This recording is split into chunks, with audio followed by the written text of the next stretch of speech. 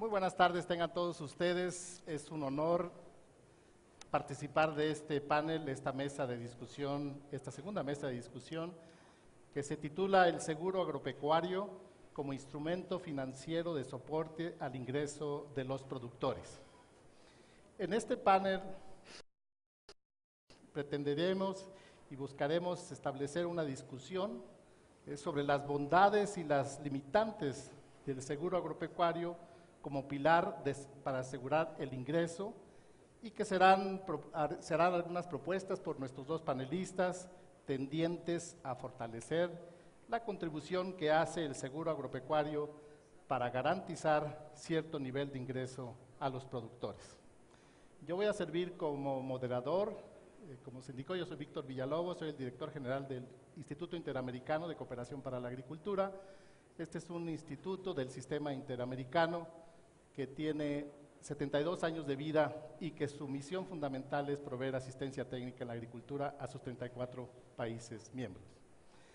Es un honor poder presentar a ustedes a los panelistas que nos acompañan esta tarde. En primer lugar, se encuentra con nosotros Carlos Martínez Anguiano, quien actualmente se desempeña como presidente del Consejo de Administración en las compañías comerciales distribuidoras de agroindustrial y Alianza Campesina. Es socio director general de la empresa algodonera La Perla y presidente del órgano integrador nacional de fondos de aseguramiento. En su experiencia profesional, él es ingeniero agrónomo, ha sido asesor técnico de los productores de caña en varios ingenios azucareros del país, y también formó parte de la Comisión Nacional de la Caña de Azúcar en los estados de Puebla, de Morelos y de Guerrero. Ingeniero Carlos Martínez Anguiano, bienvenido a este panel. Muchas gracias.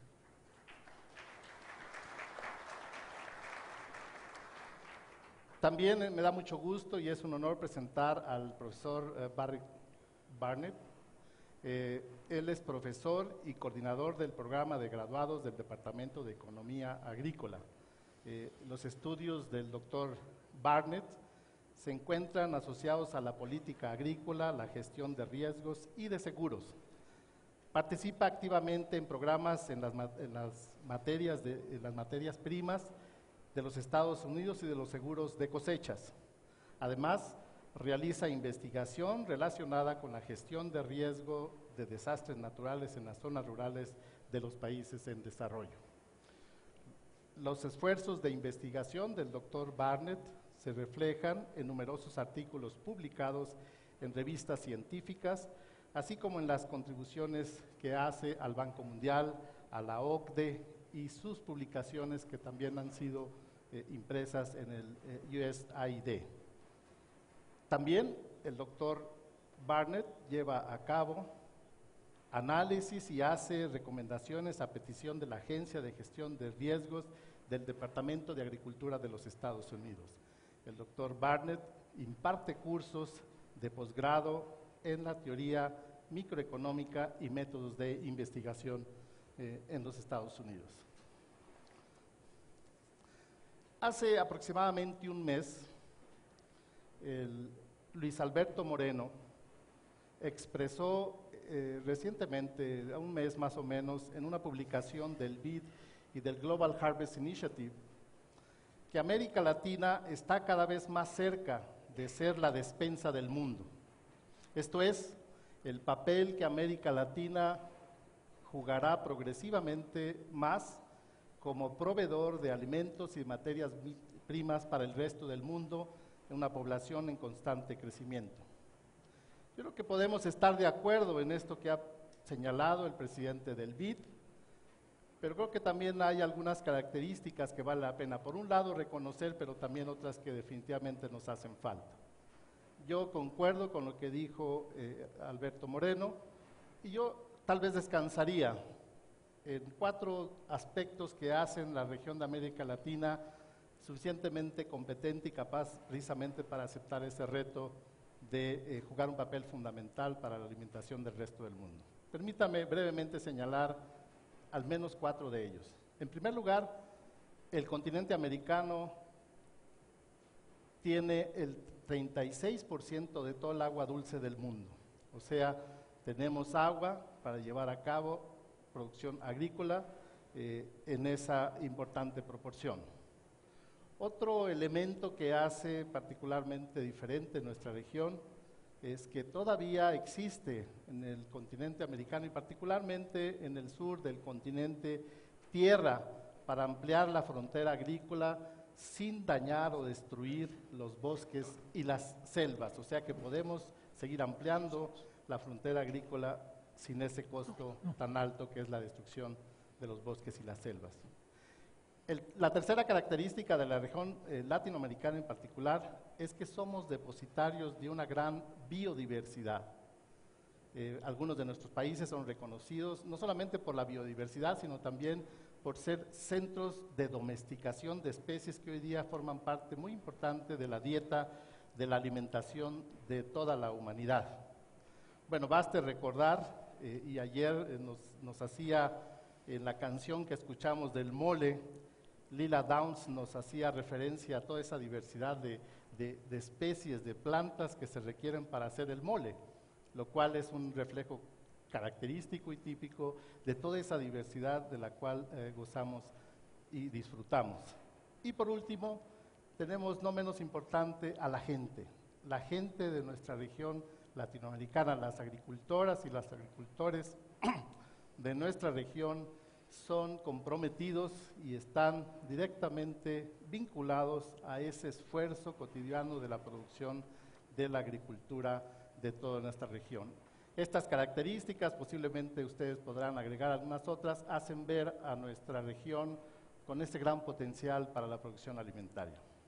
De modo que no cabe duda que la agricultura es un negocio, la agricultura se proyecta efectivamente en función de la demanda como una actividad que se ve y se debe ver como tal, independientemente de su escala. Algunos países, tenemos muestra en la región, particularmente en Sudamérica, no solamente están conscientes de ello, sino que están actuando en consecuencia, como es el caso de Brasil, como es el caso de Argentina, Uruguay y también es el caso de México. Pero también tenemos que reconocer y que hay algunos problemas para resolver y beneficiarnos de esta gran oportunidad para la nueva agricultura. En primer lugar, y lo señalaba el secretario Martínez y Martínez hoy por la mañana, tenemos que incrementar la productividad. Tenemos propiamente que duplicar la producción en el mismo espacio y posiblemente, definitivamente, con menos agua. Este es un reto importante donde la tecnología, la innovación jugará un papel importante. En segundo lugar, debemos hacer una agricultura más inclusiva, o sea, no es una agricultura, el propio secretario hablaba de esa bipolaridad, una agricultura altamente tecnificada, una agricultura con acceso a los beneficios de los créditos, etcétera, sino también cómo podemos incorporar en este proceso a través de una agricultura inclusiva a los pequeños, a los medianos agricultores para que todos juntos precisamente juguemos este papel. Y en tercer lugar, y muy importante, es que tenemos que adaptar nuestra agricultura a los impactos del cambio climático. Los impactos del cambio climático ya referidos y que tienen mucho que ver con lo que aquí estamos discutiendo, es un factor importante. ¿Qué tan hábiles seremos para adaptar nuestra agricultura a esos nuevos grandes retos que nos impone la situación impredecible de los impactos del ambiente y los cambios climáticos?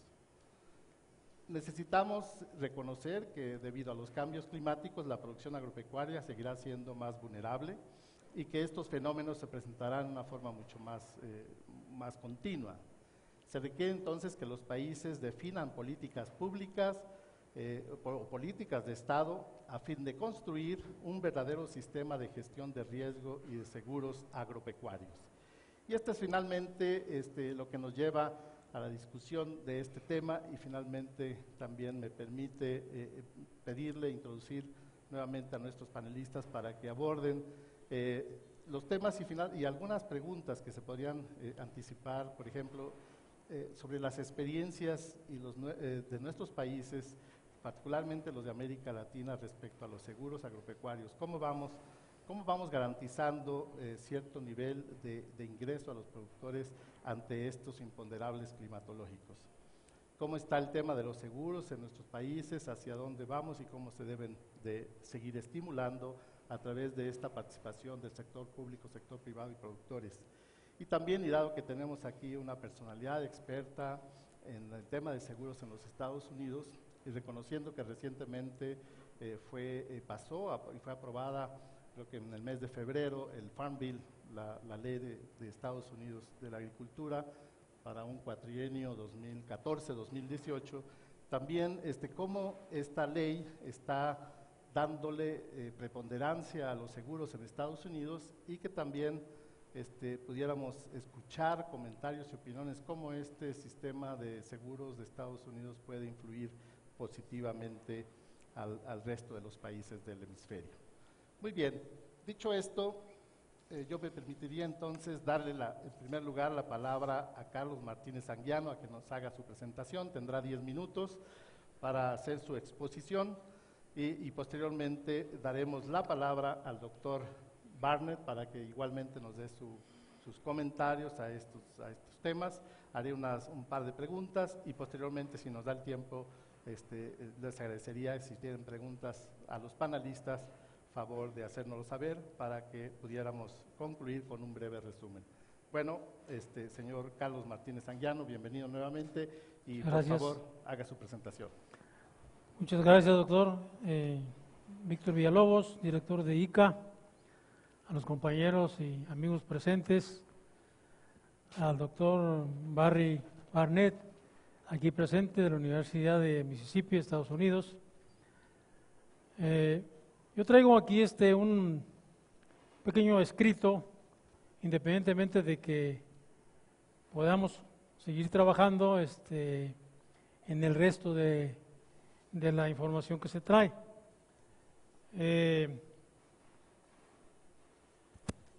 Me dirijo al doctor Víctor Villalobos como moderador de esta mesa, a quien respetuosamente le hago llegar un atento saludo en nombre de mis representantes del Organismo Integrador Nacional de Fondos de Aseguramiento. Mismo que aprovecho para hacer extensivo a los ponentes de esta mesa, al doctor Barry Barnett, aquí presente, y a nuestro amigo Juan Carlos Cortés, ausente, que pues por razones obvias no pudo estar con nosotros.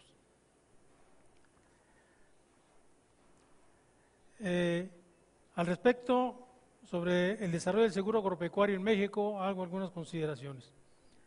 A pesar de que el seguro agropecuario ha venido funcionando en algunos sectores de la actividad productiva del país, no deja de ser importante que todavía en México, desafortunadamente, no tenemos completamente arraigada la cultura del seguro como instrumento financiero capaz de reactivar en automático la economía en las regiones que han sufrido desastres por la presencia de siniestros de gran intensidad.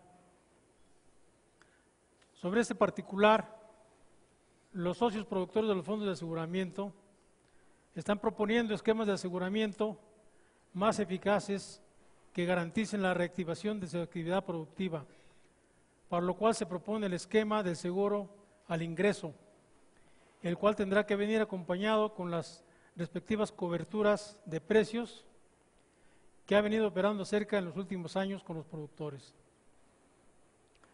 El seguro al ingreso es conocido en otros países que está funcionando y que ha reactivado la economía en escalas considerables. Además de garantizar el ingreso a los productores y su capitalización, en México se puede lograr, pero tendrá que ser apoyado con los instrumentos del Estado para abaratar el costo. Con el objeto de incentivar la cultura del seguro agropecuario en México, proponemos los fondos de aseguramiento, establecer campañas de difusión permanentes en las que participen los gobiernos de los estados, el gobierno federal y los propios fondos de aseguramiento, con el objeto de hacer llegar la cultura del seguro a las regiones más alejadas de los centros urbanos, con lo que se lograría mayor productividad y certidumbre a las inversiones que realizan los productores agropecuarios. Con motivo de los siniestros de gran intensidad ocurridos en algunos de los estados de la República Mexicana, el costo del reaseguro se ha elevado considerablemente y por consiguiente ha originado problemas financieros en los fondos de aseguramiento, razón por la cual consideramos que dichos incrementos deberían de aplicarse en función de la siniestralidad histórica del seguro agropecuario. Para evitar estos problemas de incrementos desproporcionados del costo del reaseguro, proponemos que sea la Comisión Nacional de Seguros y Fianzas quien regule y autorice las cuotas de reaseguro en función de la siniestralidad histórica que registren los operadores del seguro agropecuario. Con relación al subsidio que otorga el gobierno federal en México, históricamente cada año presenta fuerte déficit, situación que origina incertidumbre en la operación del seguro agropecuario y por consiguiente en los productores del campo. Para evitar estos problemas proponemos que sea una comisión federal la responsable de regular anualmente las necesidades de subsidio para el seguro agropecuario, con lo que se evitaría la incertidumbre y daría mayor certeza al desarrollo de la producción agropecuaria en el país.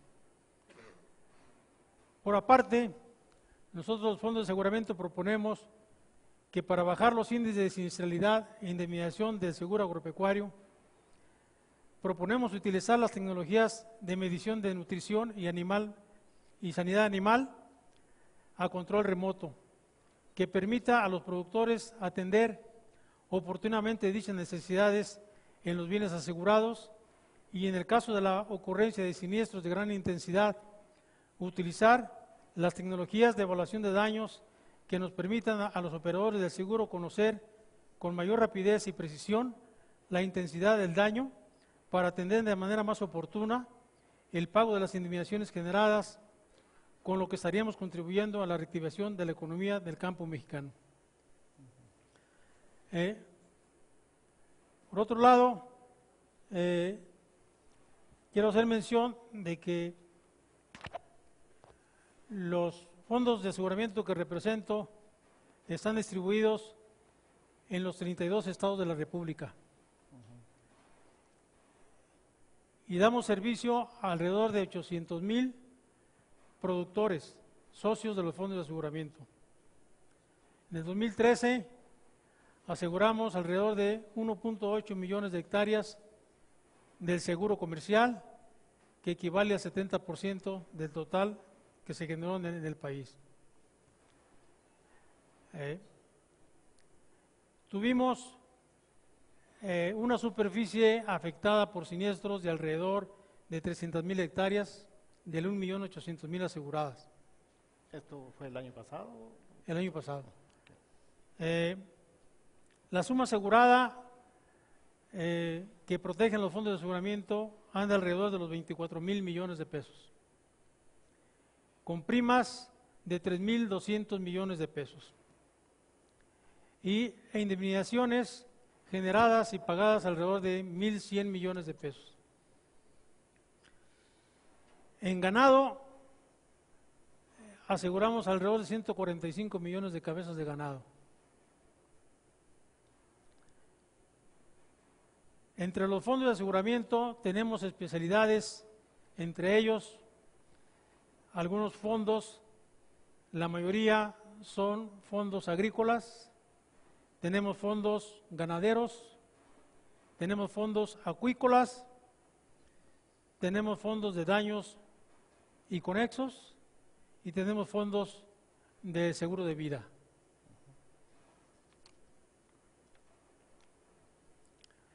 El subsidio que otorga el gobierno federal está dividido por zonas y tenemos la región del noroeste, en el caso de Sinaloa, que trae el 35% de subsidio, mientras que para la región este, Tamaulipas trae el 45%, la región norte, 45% de subsidio, y la región sur-sureste, el 60%. Para los cultivos no básicos, tenemos un subsidio del 30%.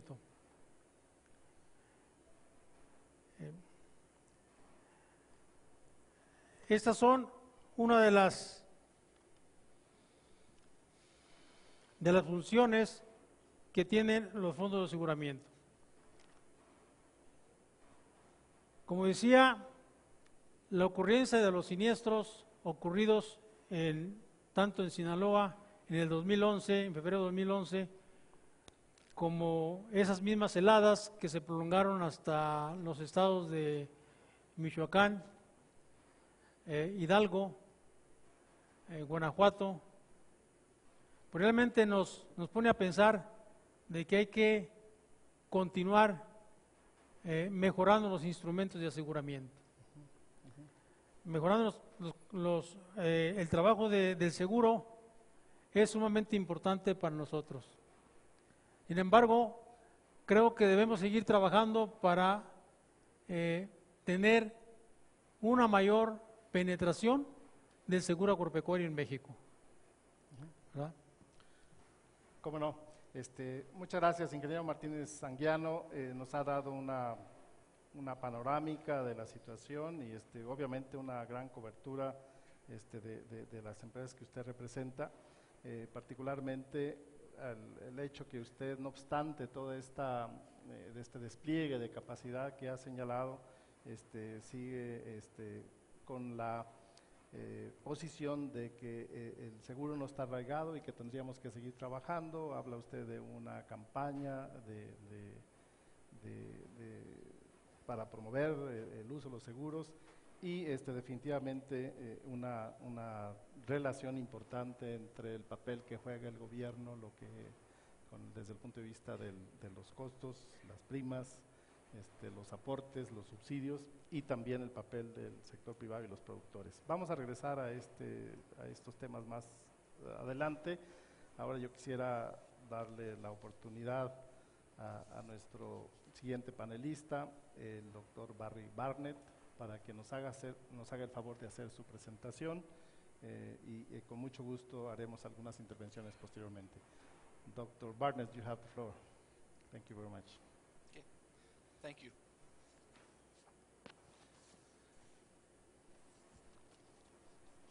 Well, I want to first, is the microphone working? Yes. Okay.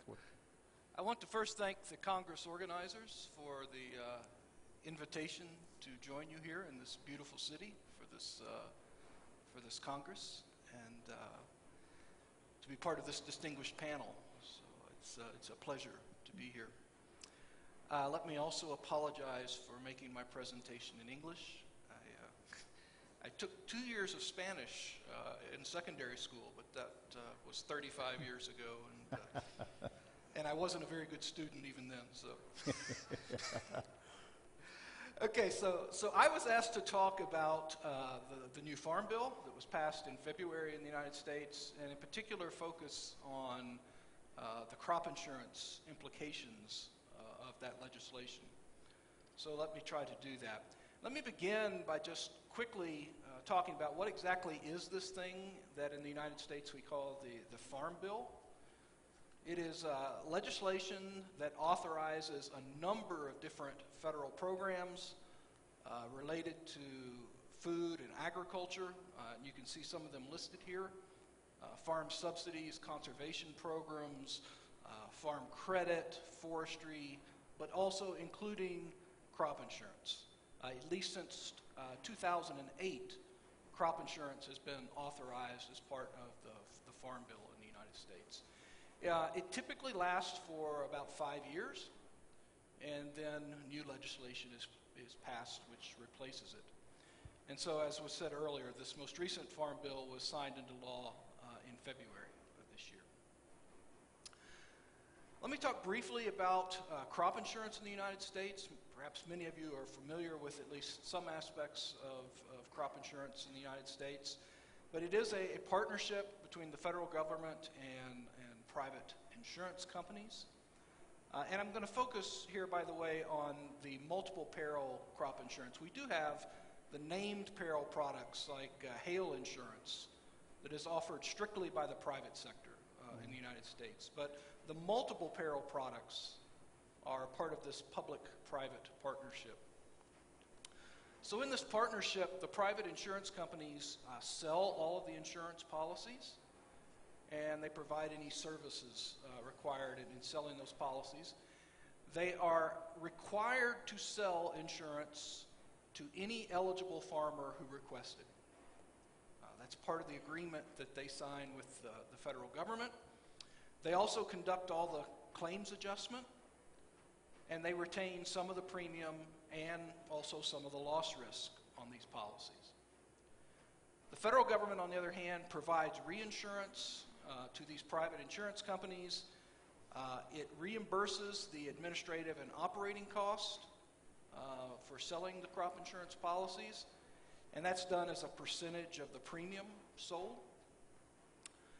The federal government establishes all the policy language and establishes all the premium rates for the crop insurance policies, and then also provides premium subsidies. This graph shows the evolution in federal crop insurance premium subsidies just over the last 11 years. And you can see that in 2013, we had federal premium subsidies of over $7 billion US. That's about 3.5 times the subsidy level just 10 years earlier. So we've seen tremendous increases in premium subsidies in the United States. But I should caution, remember, the premium subsidy is a percentage of the premium, and the premiums are a function of the value of the crop. So with the higher valued crop, the premiums have gone up, which means that the premium subsidies have gone up as well. So. All right, well, what about this new farm bill, and how did it impact U.S. crop insurance? The major change that took place in this farm bill was, for the first time in the United States, it was made clear that crop insurance would be the primary mechanism of federal support for agriculture, crop agriculture in the United States. What we saw in this new farm bill was much less federal spending on all of the other types of agricultural subsidies that we've had historically in the United States. So our direct payment program, for example, is gone. The various programs for compensating farmers for low prices, many of those are gone now. And instead, some of that money has been redirected toward actually some new crop insurance products that we're calling shallow loss products, and I'll talk about some of those in just a minute. Cotton in particular, almost all of the federal support for cotton producers is going to be via crop insurance. And I think this is partially an effort on the part of the cotton producers to try and make amends with Brazil over the WTO case, but it perhaps will not be successful. We'll see. Even for commodities other than cotton, crop insurance is going to be the primary mechanism for federal support for crop agriculture. With all of these other subsidy programs that we've had in the United States, for many years now, farmers have had to comply with some soil conservation guidelines in order to be eligible for those subsidies. But those requirements never applied to crop insurance. Well, that changed with this new farm bill. Again, since crop insurance is now the primary mechanism of federal support for agriculture, a change was made such that farmers must now be in compliance with federal soil conservation guidelines in order to be eligible to purchase federal crop insurance. So this is a pretty major change in the policy in the U.S. All right, let me talk about these new programs that were established in the 2014 Farm Bill, these so-called shallow loss programs. There were two of them in particular. The first one is called STAX. It's an acronym, but I can't remember what it stands for. This program is available only for cotton producers, and it is an area-based revenue insurance program. Okay, so it's an index or a parametric program where the index is based on a county yield and a futures market price to generate a revenue index.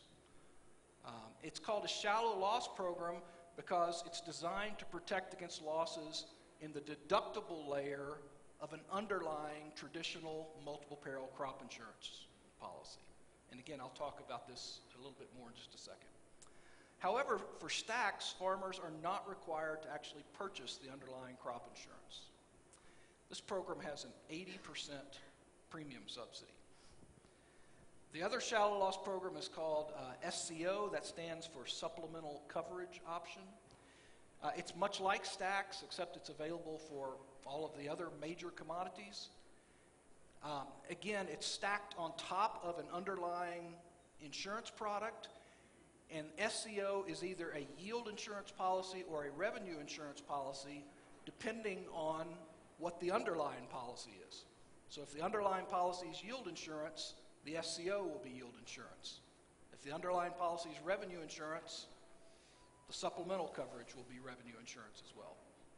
And this product has a 65% premium subsidy. Quickly, just a couple of graphs to sort of try and demonstrate how these shallow loss programs are supposed to work. You might imagine something like this, where someone has a yield or a revenue insurance policy with a 75% coverage level, so they effectively have a 25% deductible. They have to absorb the first 25% of the loss. Well, these shallow loss programs are designed to protect part of that deductible layer. And they would start at about 86% and then drop down to the coverage level for the underlying insurance product. But one thing I would caution, again, these supplemental products, the shallow loss products, are indexes. So they may not actually match up with farm losses. So I think this is something that maybe farmers in the U.S. haven't quite figured out yet. But pretty soon somebody's going to have a loss and not get paid on one of these shallow loss products, and I think we're going to start to see some concern being expressed by growers. So my time is up, and I'll stop, and perhaps we'll have some questions. Thank you. Muchas gracias, Dr. Barnett. Muy interesante y propiamente en una visión muy esquemática nos ha resumido algo así como las 1000 páginas que tiene el Farm Bill. Muchas gracias por este importante resumen.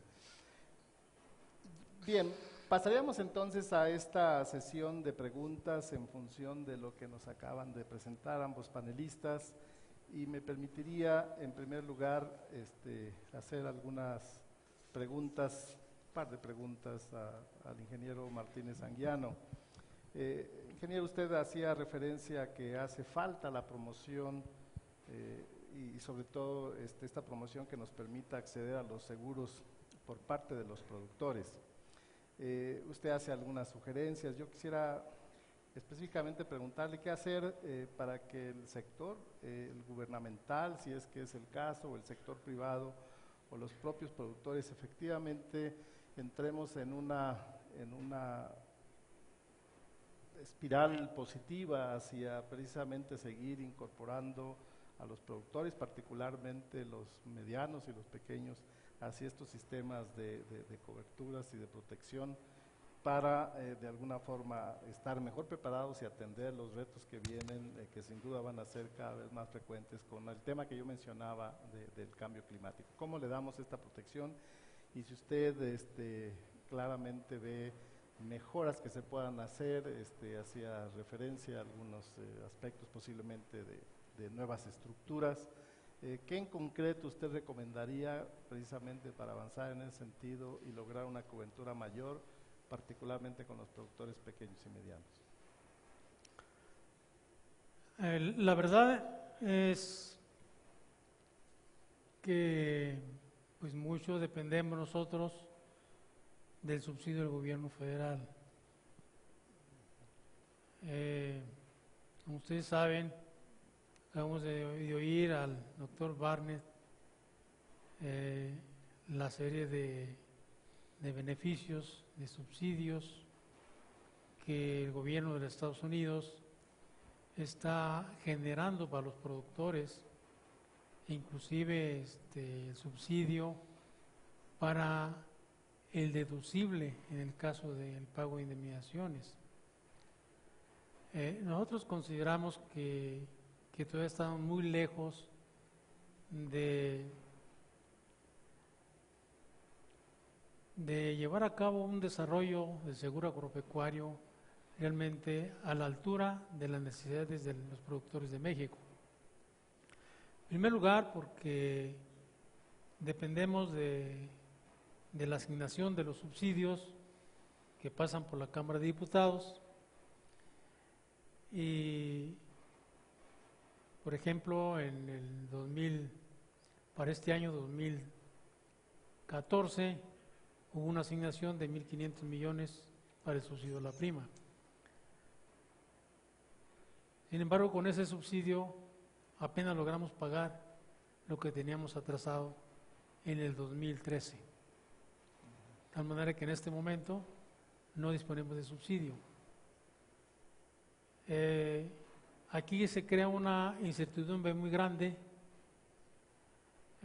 para el desarrollo del seguro agropecuario, porque los fondos de aseguramiento, de acuerdo con la ley de fondos de aseguramiento agropecuario, tienen la obligación, igual que todas las aseguradoras y aseguradoras, de crear sus reservas técnicas.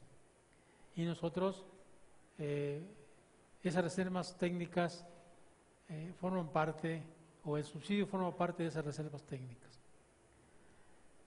Entonces, las necesidades reales ya para el 2014, considero que anualmente podrían andar alrededor de los 2.500 millones de pesos.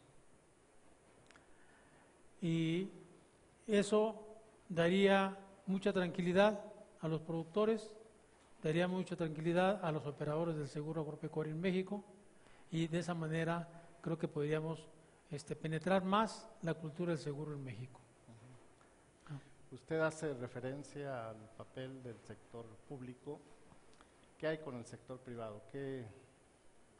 El sector privado, al igual que el sector social, goza de los mismos privilegios del subsidio. Es igual, es en las mismas condiciones, lo reciben y en las mismas condiciones se aplica.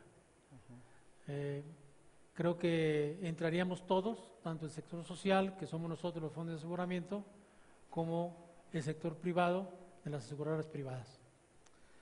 Ahora cuénteme del lado de los productores. Yo entiendo que los productores tendrán que hacer una serie de preparaciones y obviamente de conocimiento, como se ha señalado, y de esta forma reconociendo, bueno, el seguro no es la solución, pero es parte de un esquema a través del cual finalmente le damos esa protección, pero también el agricultor tendrá que tener una serie de preparaciones, tendrá que tener una serie de medidas que tiene que ajustar para reducir el riesgo lo más posible.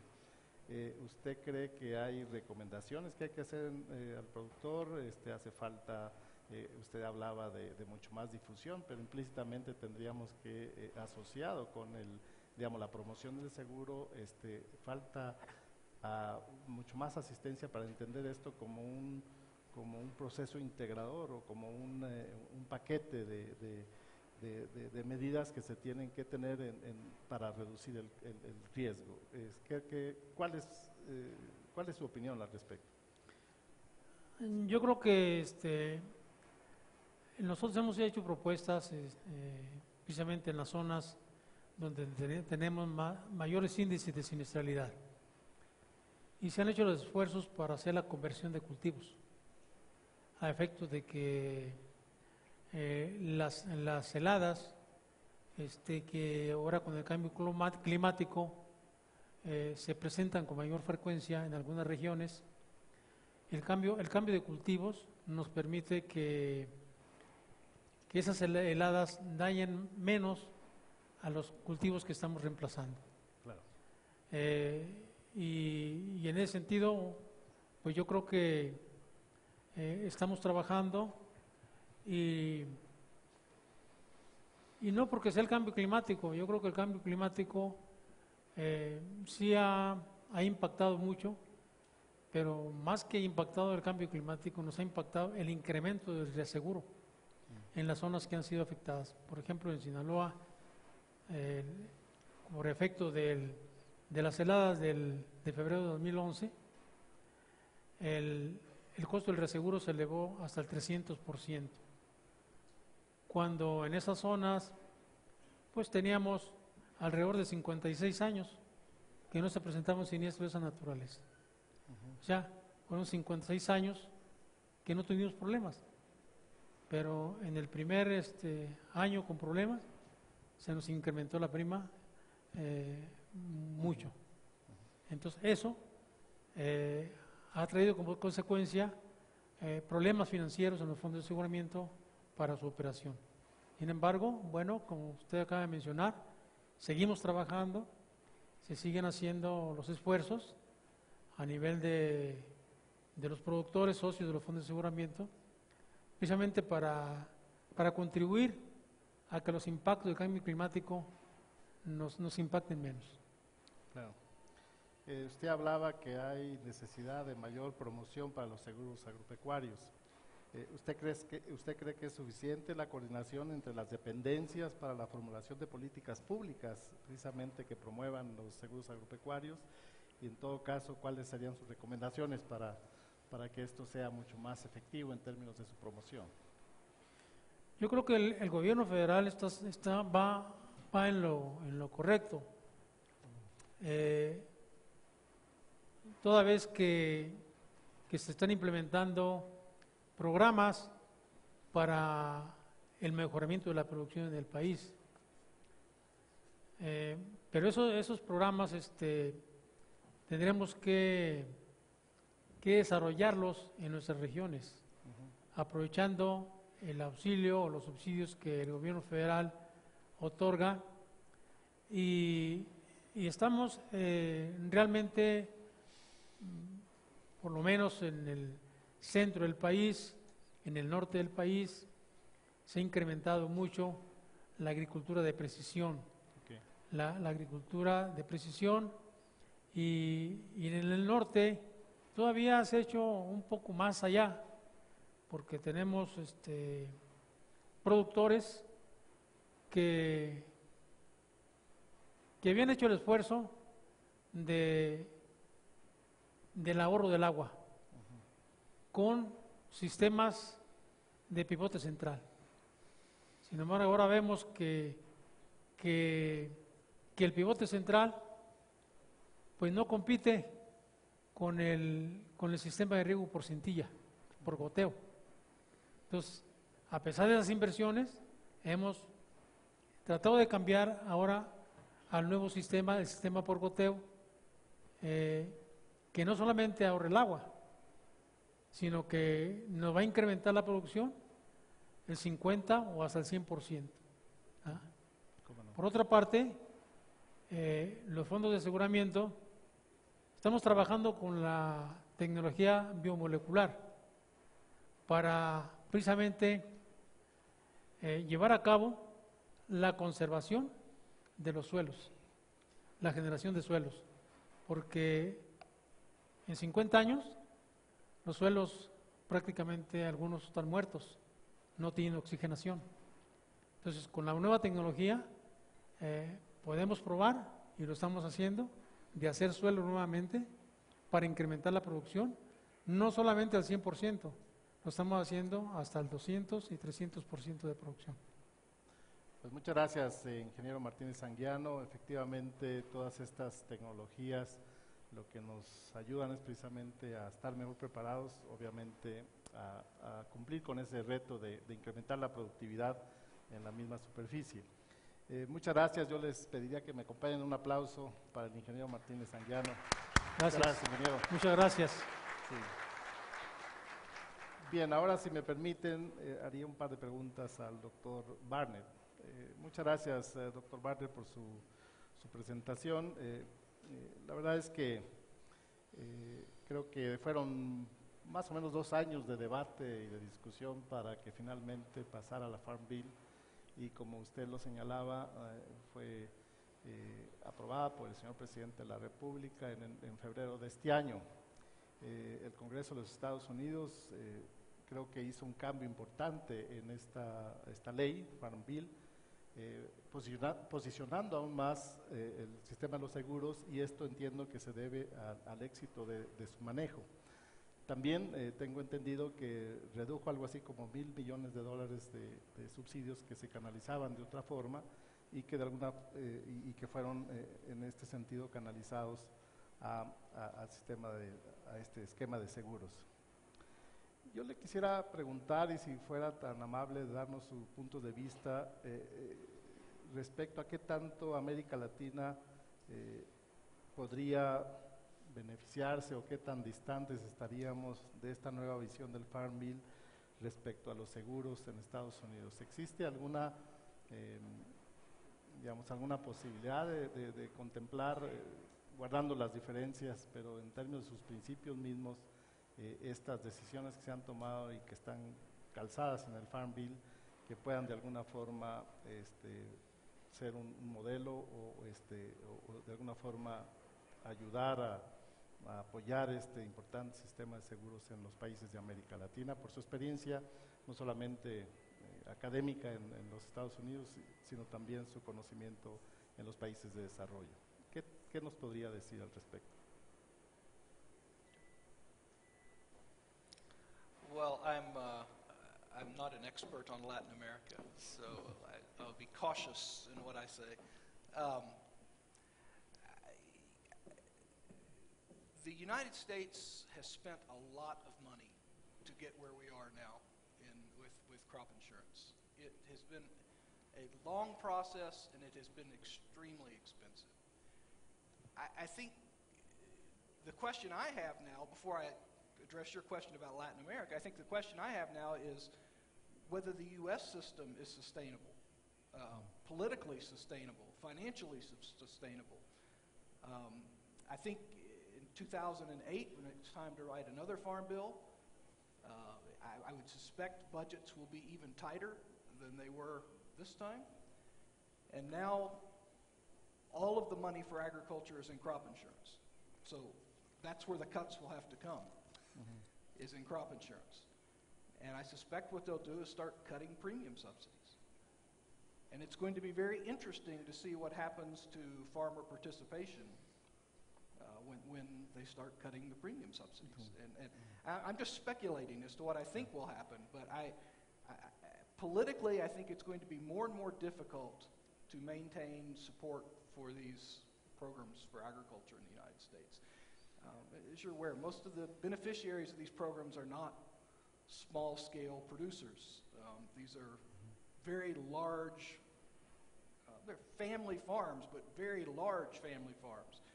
And the political support for continued federal funding to support those farms is dwindling. So I just make that point. I wouldn't presume to try to prescribe for Latin America. First of all, as Latin America is so diverse, obviously. One thing that I will say is that insurance is very, very expensive to deliver to small-scale producers.